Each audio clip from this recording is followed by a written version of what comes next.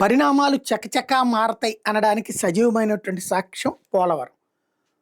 ఇదివరకు మీడియా అనేటటువంటిది ఒక బాధ్యతాయుతమైన పాత్ర పోషించేది. ప్రజలకి ప్రయోజనం చేకూర్చే విషయాల్లో ప్రభుత్వాలు చేసే నాటకాలని నిలదీసేది, నిగ్గతీసేది, ప్రభుత్వం మళ్ళీ సరైన దారిలోకి వచ్చేటట్టు చేసేది. ఇప్పుడు మీడియా అమ్ముడుపోయింది అనే కంటే కూడా బాధ్యత మరిచింది అనాలి. మనం ఎవరిని భుజానేసుకుంటాం, వాళ్ళ కోసం వార్తలు రాస్తాం తప్పించి ప్రజలకి సమాచారాన్ని, నిజాన్ని చేరవేయడానికి తపన పడ్డాం ఒకప్పుడు. ఇప్పుడు అబద్ధాన్ని చేరవేయడానికి అసువుగా అందుకుంటున్నారు. ఇప్పుడు పోలవరం అనేటటువంటిది వాస్తవంగా 16,000 కోట్లతో అయిపోయే పని. కేంద్రం మొత్తం డబ్బులు నేను పెట్టుకుంటాననగానే అందిన గాడికి దండుకోవడానికి దాని రేటుని ఏకంగా 55,000 కోట్లకు పెంచేశారు. రాష్ట్ర విభజన నాటికి 16,500 కోట్లు.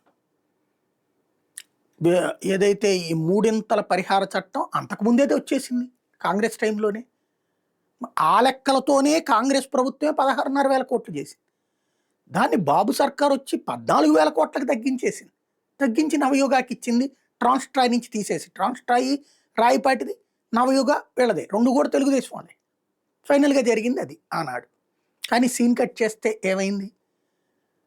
ఏడాది తిరక్క ముందే 55,000 కోట్లకు తీసుకెళ్ళిపోయారు. ఇప్పుడు అది 62,000 కోట్లు అంట. కేంద్రం ఏం చేస్తోంది? అంత డబ్బులు పొయ్యక ప్లస్ 45 అడుగులు తీయకపోతే అసలు పోలవరం వృధా. కేవలం బ్యారేజీ ఉంటుంది అక్కడ, అంతే.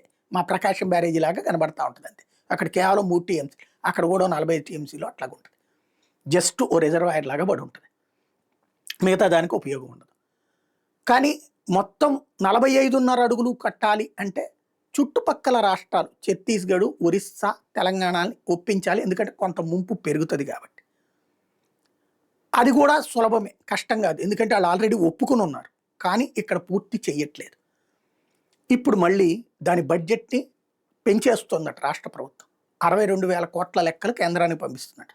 ఫస్ట్ ఫేజ్ 30,000 కోట్ల రూపాయలు, అందులో 20,000 కోట్లు ఆల్రెడీ పంపించేసింది కేంద్ర ప్రభుత్వం.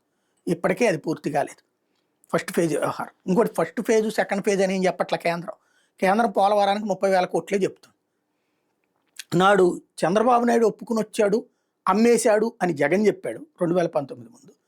జగన్ దాన్ని లేదు 45 అడుగులు కట్టాల్సిందే అని చెప్పి పదే పదే స్టేట్మెంట్ ఇచ్చాడు. కానీ తను కూడా కమిట్ అయ్యి వచ్చాడని చెప్పి తెలుగుదేశం చెప్పేది. ఇప్పుడు కూడా పేపర్లలో మాత్రం 45 అడుగులు అది రెండో దశ అని రాస్తున్నారు. అప్పుడు సాక్షి వాళ్ళు రాసేవాళ్ళు, ఇప్పుడు ఈనాడు జ్యోతి రాస్తున్నారు.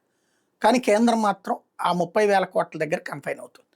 కాకపోతే మళ్ళీ పబ్లిక్లో ఈ నెగిటివ్ రాకుండా అబ్బాయి లేదు లేదు వస్తుంది అన్నటువంటి కోణం నడుస్తుంది. ఇదే ఇక్కడ విచిత్రమైనట్టుంది. ఇక అంబానీలు, అదానీల కారణంగా పోలవరం పూర్తి కావాలి. ఎందుకంటే ఇప్పుడు డేటా సెంటర్ పెడుతున్నారు వైజాగ్లో. డేటా సెంటర్కి విపరీతమైన వాటర్ కావాలి.